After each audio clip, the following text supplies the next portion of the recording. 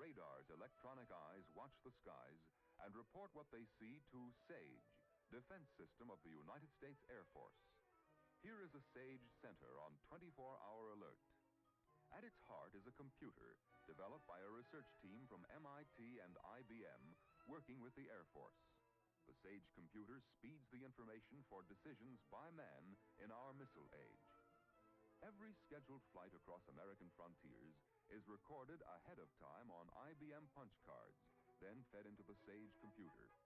Now the computer can draw a picture of what is supposed to be in the sky at any moment.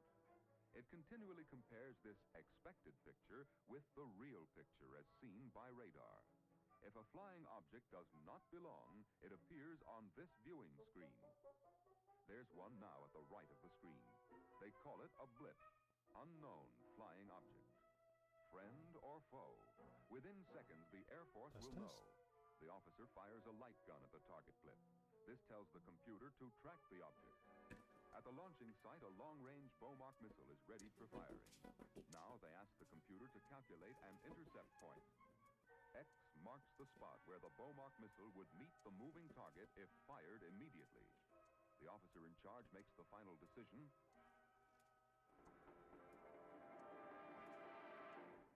Fire. At the moment of launching, the Bomach missile receives instructions from the IBM computer. As the missile screams toward target, radar keeps on tracking. Hello. I think this is going to be the last stream about the attempt to find anomalies during the unprecedented, almost unprecedented FAA ground stop on the West Coast, January 10th, 2022. I've cleaned up the code. So I think the last stream, basically where we were at was we found something that looked like one legitimate rejected takeoff, one false positive rejected takeoff. We found some possible aborted landings. And this is looking at about 4.5 hours of data. All aircraft activity on the West Coast for about over a period of about 4.5 hours, in the middle of which is the 10 to 15 minute ground stop. The idea was, well, my hypothesis was that during the ground stop, there would be more incidents because of increased workload or distraction.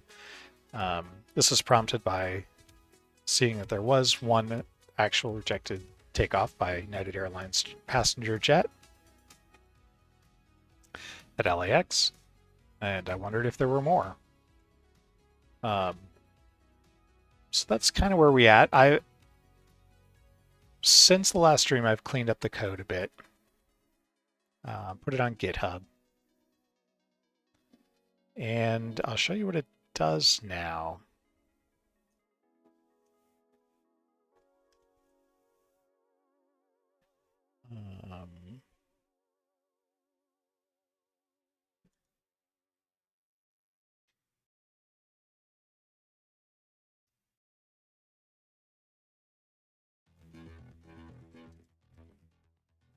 Let's run it.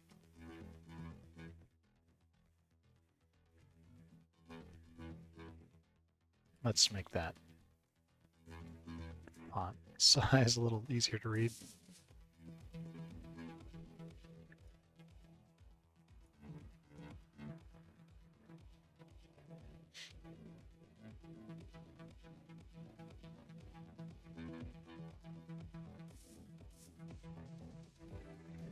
Okay, so let's click through some of these. First one, go around.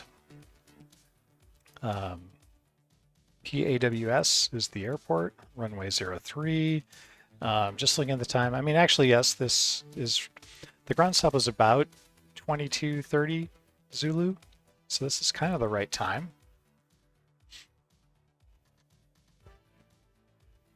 So just to zoom out, give you a little more context, this is Alaska. weirdly, I found a lot of things going on in Alaska. I'm not sure why. So this aircraft is on final here, coming in. Oh yeah, this one might be a false positive go around. So the criteria that I actually have. So I'm looking for an aircraft that was on final approach and then did not land in the next 5 minutes or so. The way I decide if it landed is, did it ever get within 20 feet? Or did it get as low as the runway elevation plus 20 feet? Or did it get below 50 knots? So if either of those happen, then we say it landed and we forget about it. This one didn't quite get down to 50 knots. This is, was this airport PAWS? Not sure the elevation, but this looks like a false positive. It definitely, altitude decreased. It probably touched down over here. Touch and go. Okay. Let's look at the next one. Rejected takeoff. This one I remember. This is a false positive. I could probably, so what this actually is, it looks like an auto gyro that took off from this little airport here, California. Oh wait, no, sorry. Rejected takeoff. It's actually came in for a landing.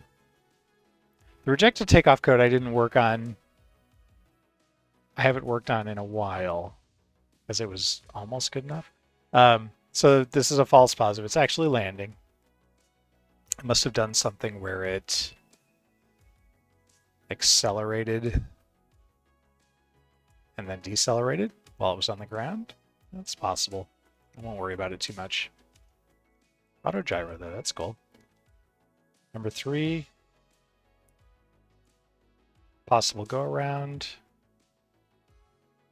What was that airport? KCGZ near Phoenix. Okay, so it's coming in for a landing.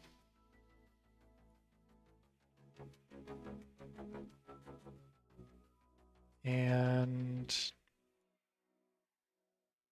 oh yeah, actually, so here it's at 1650 feet.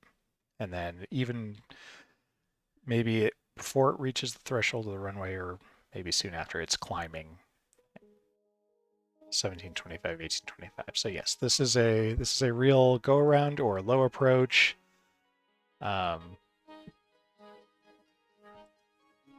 That's the actual maneuver was, I think, identified correctly. But if we look at, let's look at the previous 20 minutes and 20 minutes after this, and just see what this aircraft was doing, give us some context. So it looks like this aircraft was practicing.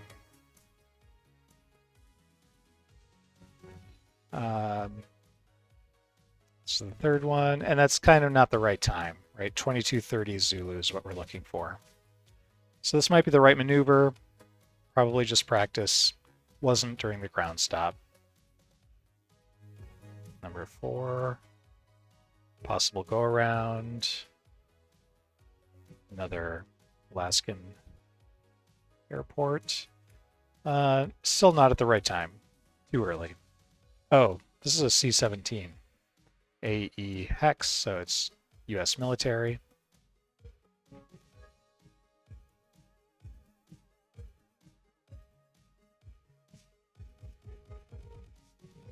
Yeah, so it's coming into this Air Force base. And lowest altitude we see here is 1200, and then even before it reaches the runway, it's climbing. And it turns out this one, let's look at it in Google Earth.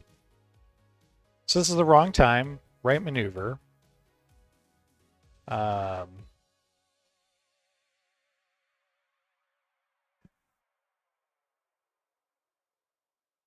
I actually listened to the Tower ATC recording on this one from Live ATC. And I just heard the pilot, she just said that she was going to do a low approach, didn't say anything else.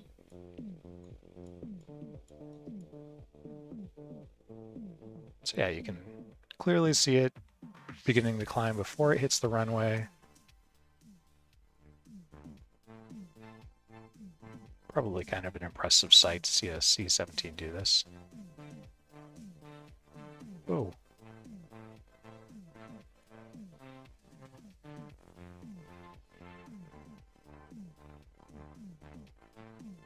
Anyway. Let's see, that was this one. Next one. Go around. Another Alaskan. See, it's all in Alaska. It's weird. This is actually at about the right time. Almost exactly at 22:30. So let's see what's going on with this.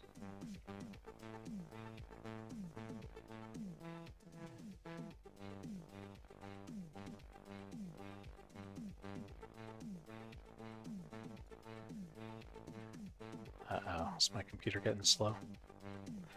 Okay. Makes that turn. On final, coming down. And before they reach the runway, they're climbing again.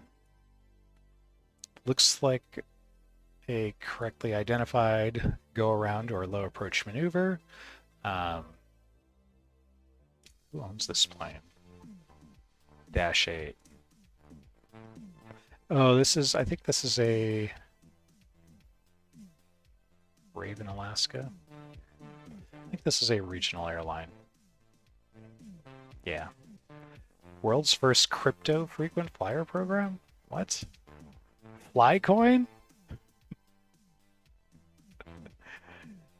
Oh, Jesus.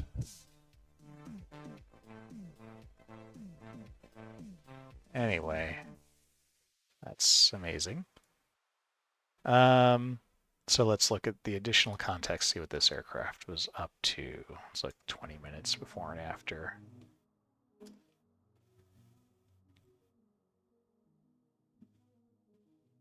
So it looks like they were doing, I guess they were doing touch and goes. I mean, I don't know if pilots do that in a Dash 8. I guess so.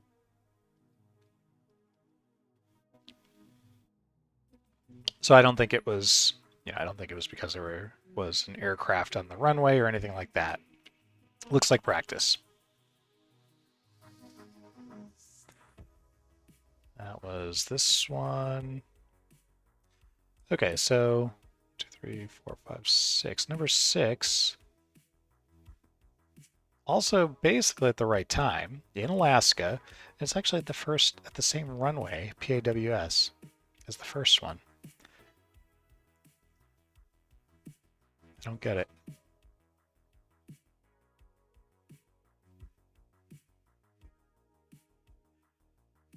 No.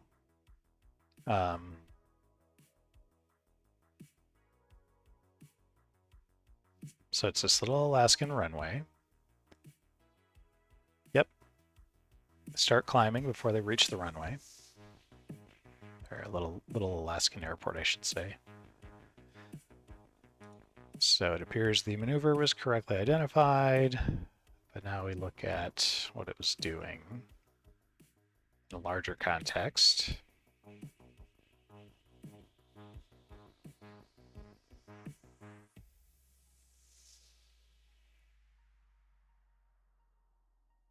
And, I mean, I don't know exactly what's going on here. It's a Cessna Skyhawk. What if we look?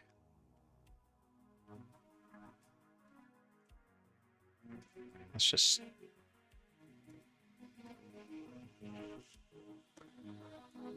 Look at all the history. What was it doing for 3 hours?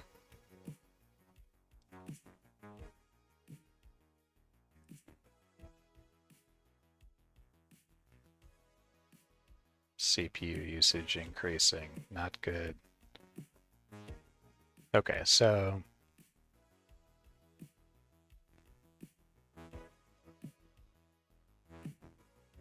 I'm not totally sure.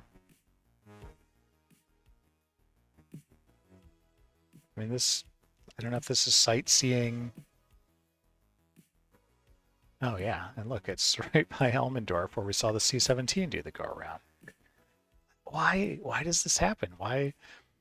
I mean, I think Alaska had a small fraction of all aircraft activity during this 4.5 hour period I'm looking at, and all the go-arounds are clustered right here.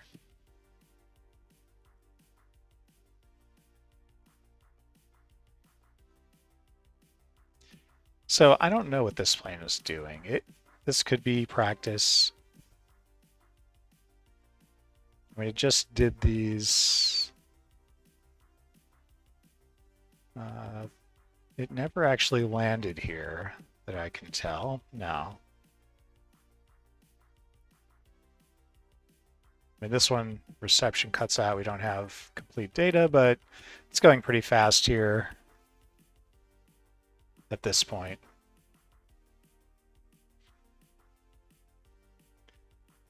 So this one, I'm not totally sure. But I checked, and unfortunately, Live ATC doesn't have recordings. They don't have a stream for this airport, so I can't listen to see what was happening. So this one is, I mean, it's not really evidence for my hypothesis. But I'm not totally sure what it is. Could be practice. Maybe not. I mean, the fact that they didn't actually land here. Did they want to? Did they have to divert somewhere else? I don't know. I don't know what the weather was like in Alaska, this part of Alaska at that time. I mean, I know that the C-17 that did the low approach here, they didn't mention anything.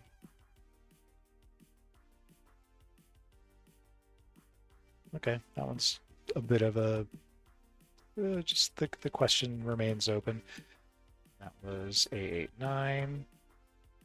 Rejected takeoff. This is the one we already know about. United Airlines jet at LAX. This was a real incident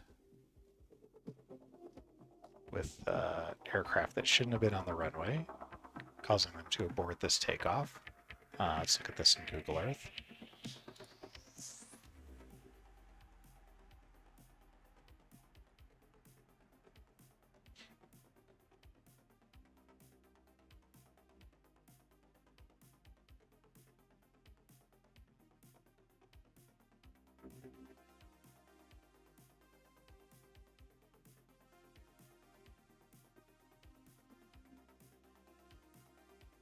There you are. Yeah, okay.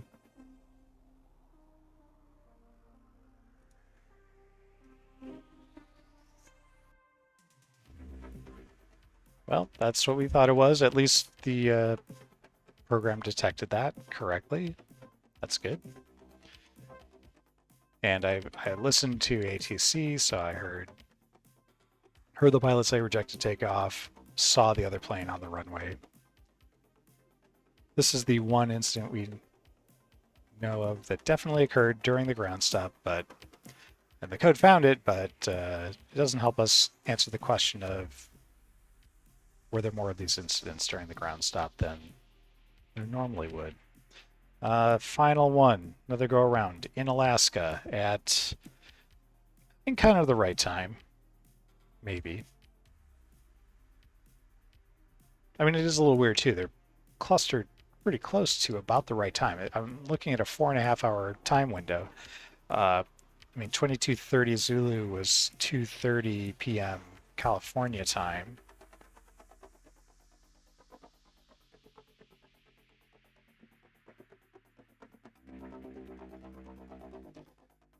What is this?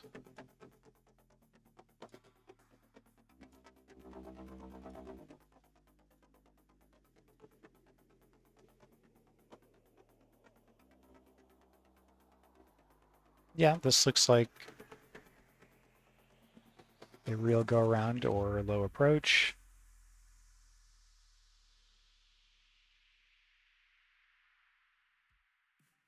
At this little Alaskan airport. So let's see what they were doing.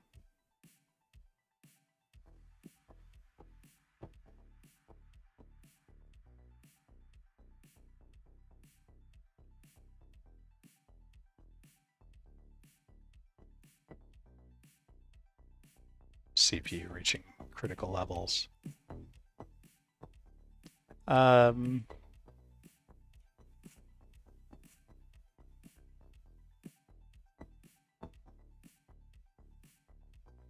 So it looks like they took off, came back around, did the low approach, and then flew away. So looks like practice.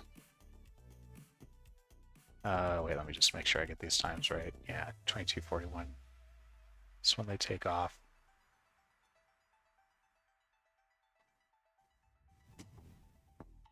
Okay, so that, there's nothing that makes this look like anything other than practice. Okay, so I think that's it. The end result was we found one incident, and we're not really able to say, that's not enough to let us say that there were more incidents during the period of the ground stop. Is there anything interesting about the code that I've done recently? I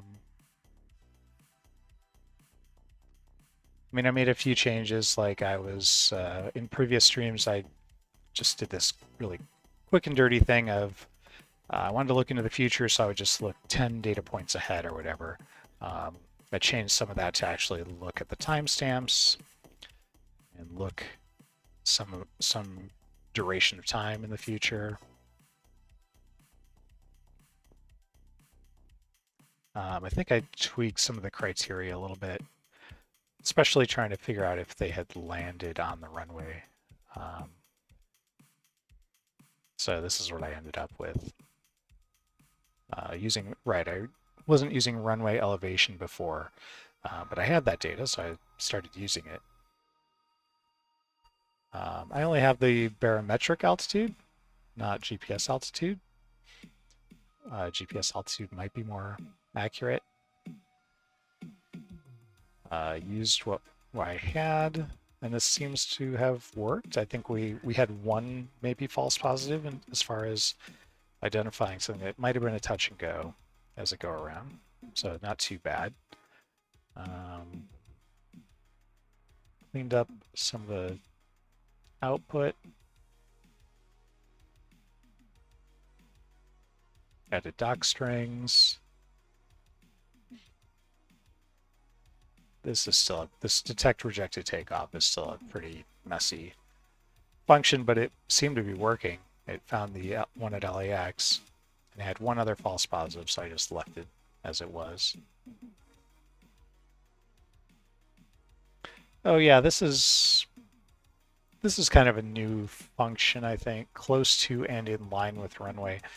So this is trying to find an aircraft on final approach. And the idea is that if the bearing from the aircraft to the runway matches the runway heading, then they can be pretty far out, up to 3,000 meters. But the theta is the difference between a bearing to the runway and the runway heading. So we multiply. This is just a cheap way to say if you're along the runway heading, you can be far out. If you are not along that heading, then there's a lot less room for error. So the idea is there's sort of a cone that you can an allowable cone coming out from the runway, and if you're inside that cone, then you're good. You can be considered on final. I was having problems with like if I was just doing a straight distance check to the runway threshold, it was looking at parallel runways or even an aircraft that is just in the pattern. So flying parallel, yeah, the allowable cone. So if it's flying parallel to the runway, but not that far from it, you know, half a mile or something, it was still saying, oh yeah, it's on final. So this took care of that pretty well. That seems to have worked well. Using all these functions from the Rust geocrate, haversine distance, bearing.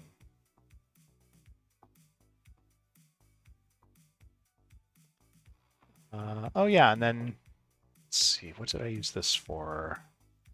Oh right, this is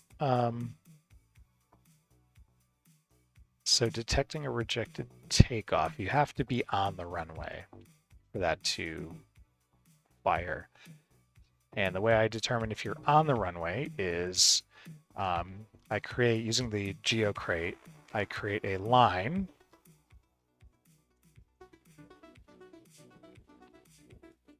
So it's basically just a line segment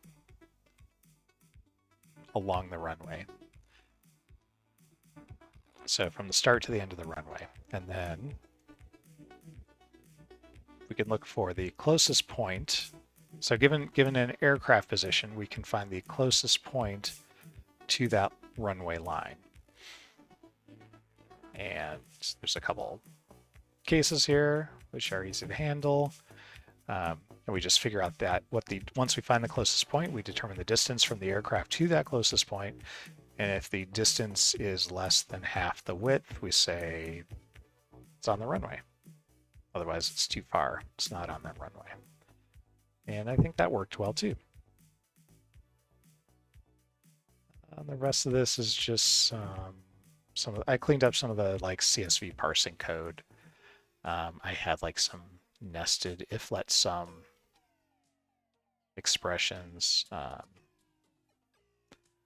There's kind of there's a whole bunch of methods on option and error that I'm not super familiar with, or I know they exist and I can't remember what they're called or which one I exactly want in a given situation. But in this case, like and then worked really well. So we already have an option. If the so and then returns none if this is none. Otherwise, it calls this function with the value of the option. So that's exactly what we want. And then, you know, this little trick of we want all of these values, latitude, longitude, elevation, heading, etc.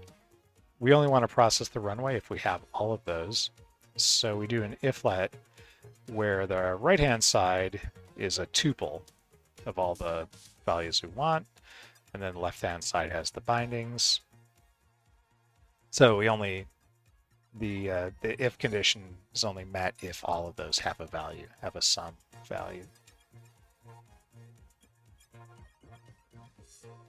Parsing the CSV.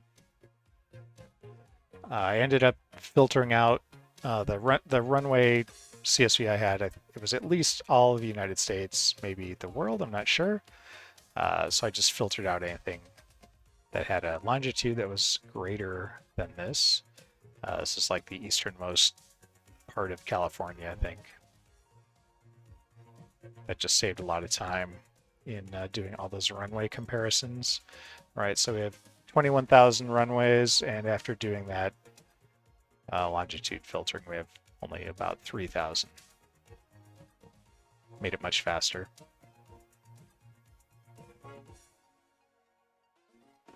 Processing the GeoJSON.